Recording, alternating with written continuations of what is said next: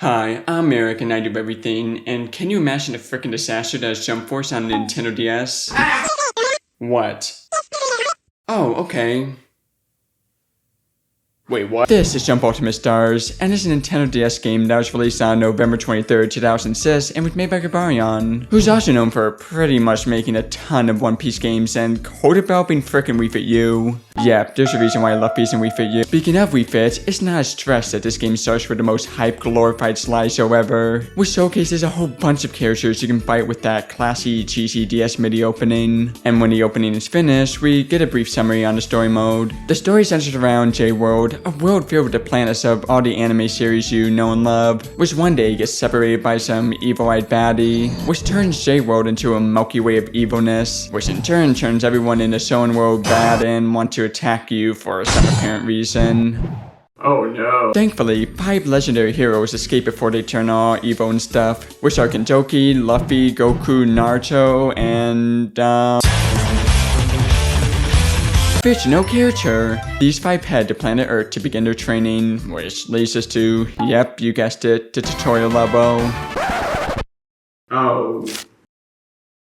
The tutorial level is pretty much what you expect from a tutorial level. You'll learn the controls and gameplay of the game. Which, speaking of the gameplay, the overall gameplay of this game was pretty freaking amazing. This game is pretty much like your typical platform fighting game, with the whole purpose being to knock out the opposing fighter either by destroying the wall to knock them out of the map or beating them up until all the colors drained out of them, which in turn, well, causes them to die. One unique gameplay element this game offers is the Koma system, which is a system which combines manga panels and a typical deck-like set in order to combine characters, moves, and special helpers in order to create the perfect combination of moves and attacks you're liking. Honestly, this aspect of the game is really fun and a blast to explore around and tinker with, as there are a ton of character combinations and helpers to combine, 305 to be exact, with 56 characters being playable and 249 characters being helpers you could summon by pressing down their icon in the bottom screen. Personally, I went with the default Koma set the majority of the time, which include playing as Luffy and Naruto, with Goku, fictional character, and Gentoku being the supporting characters. However, throughout the story mode, you also get to play and experiment with a variety of other Koma sets, which are usually themed towards one specific anime, like the Rurouni Kenshin one for example. Now, you might be wondering, how do I punch Sakura in the face? I thought you'd never ask. The controls of this game are fairly simplistic, with the A button to jump, B for a weak attack, Y for a strong attack, S for the ultimate special attacks, and the D-pad to move, along with special combos like down B to block and counter attack, and the L and R buttons being shortcuts to specific attacks or summons so you don't have to tap the screen to summon anything, making the DS stylus completely useless. The controls of this game are just so satisfying and convenient, and with the combination of that and a pretty legless experience, you never get that feeling or urge to blame the controls for dying or failing to perform a combo, which is bad for me since now I can't find any excuse for my poor gaming skills. Gosh frickin' darn it! Of course there are limits on what attacks you can do. For example, you can't just go all pressy on the S button to keep spamming ultimate special attacks, as you have this meter bar that limits your special attacks and summons, and it is quite hard to refill back, so you really have to be strategic in regards to how and when you use these special attacks. Speaking of these special attacks, and pretty much any other move in general, one of my personal favorite things about this game is just how much love and care went into ensuring all the characters had unique and special moves that didn't copy each other.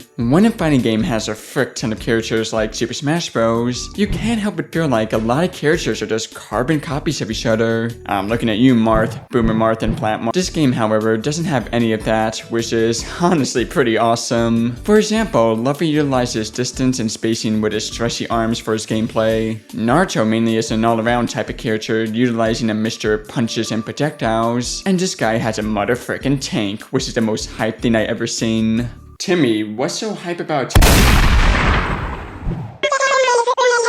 Speaking of tanks, you wanna know what else is a blast? The story mode. Like I said earlier, there's this evil bad guy thingy that turns everyone evil and drained all the colors from the worlds. And how do you go about saving our favorite shonen friends, recoloring the world, and defeating the ultimate baddie? A linear mission mode. Each world is divided up into a variety of missions, with some having 5 missions and others having 10. Each mission has a goal and a variety of challenges you can do to get even more points, which includes stuff like completing it within a time limit and yeah, you get the picture. Most of the challenges are optional, but completing them gets you a freaking cool crown that makes me feel freaking superior, so there's that. In terms of the main challenges of the mission mode, instead of doing nothing but fights with very little changes like most mission modes anime games tend to have, looking at you Naruto GameCube games. No, instead we get a variety of different types of missions, with some being quite obvious like defeating someone within a set time or collecting the most objects in a set time. But there are some truly creative and fun ones out there, like ones where you must defeat enemies in a specific way or even break out of walls in a set time. Okay, that mission just gave me a hate for the walls.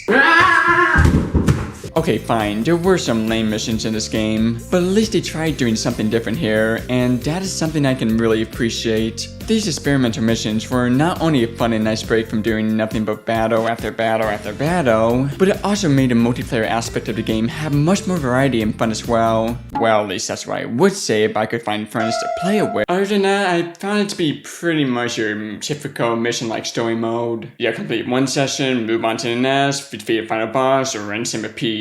But can we take a moment to talk about the worlds and how amazing this game looks? Of course, with the DS being 256 by 192 pixels high, this game isn't exactly breathtaking in how it looks, nor would it blow you away or anything. I mean, the most stunning thing is the frickin' texture in the background looping while the planet moves up and down. However, design-wise, I definitely appreciate how bright and colorful the game looks, while not making it too overbearing. With the mechanic of someone losing color as their health depletes, it's pretty impressive that no matter how bright or desaturated you are, you can still see the character quite well. And that is mainly thanks to the backgrounds focusing on being quite simplistic in comparison to the platforms and characters. This game clearly focuses on gameplay and fan service rather than having the new fanciest controls, and in a way, it aged pretty well for this game. As, come on, the DS games that tried utilizing new fancy graphics for the DS have not exactly aged well or looked well over time. Okay, that's nice and all, but why isn't this game sassy?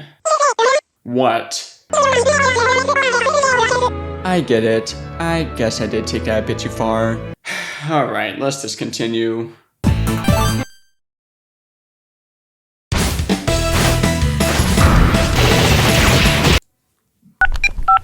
Mom, guess what? They made gaming sassy. Not only does the game look great, but can we take a moment to talk about the animations the characters have? You could tell what's a superpower, a block, a dodge, upper attack, etc. And that is something small I really appreciate. Speaking of small things, it's honestly the little things about the animations and how they incorporate it into the game that really makes this freaking awesome. For example, you'll always know who's winning and who's losing based on when and who has the crown for least amount of stars. That aspect in particular really brings out the Mario Party in everyone and makes everyone target the winner.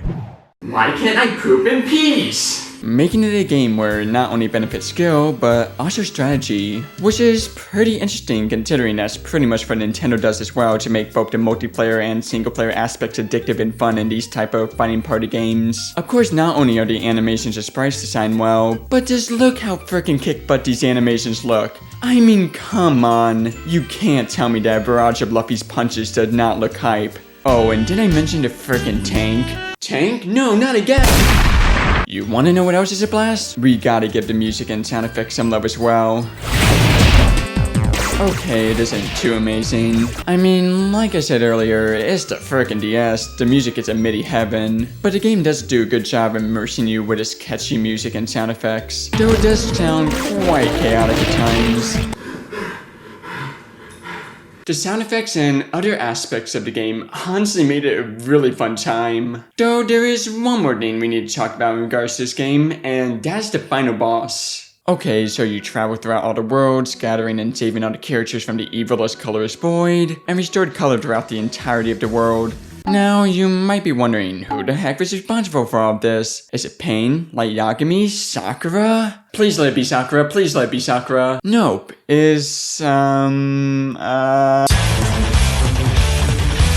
Hair design, yeah, that's the boss. The final boss battle pretty much just like any other mission. However, the difficulty is cranked up intensely, and there are hardly any items, meaning not only can I take advantage of spamming special attacks due to the meter limit, but I can't even use friggin' items as well. Joking aside, this was honestly a really fun way to end a battle, though for a game that's as unique and good as this, I sorta wish you kinda weren't doing the same thing yet again. Imagine a boss battle where you have to face against a giant machine, and the giant machine can control the platforms and stuff like that, so you have to like strategically jump your way and climb your way up to defeat the boss. After defeating the final boss, there really is nothing left to talk about in regards to the story mode of this game. I guess the final thing to mention about this game is this pretty amazing credits, where you get to see all the characters with their sprites in an honestly enjoyable fashion.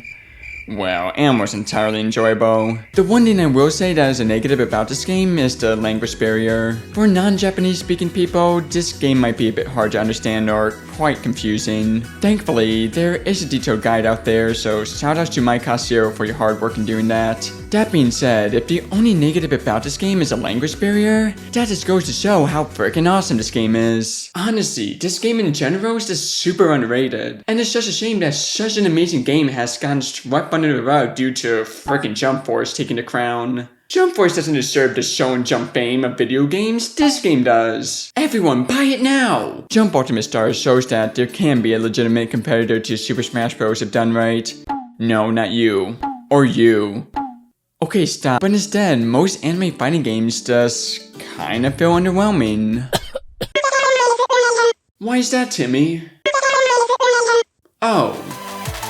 Oh, frick no!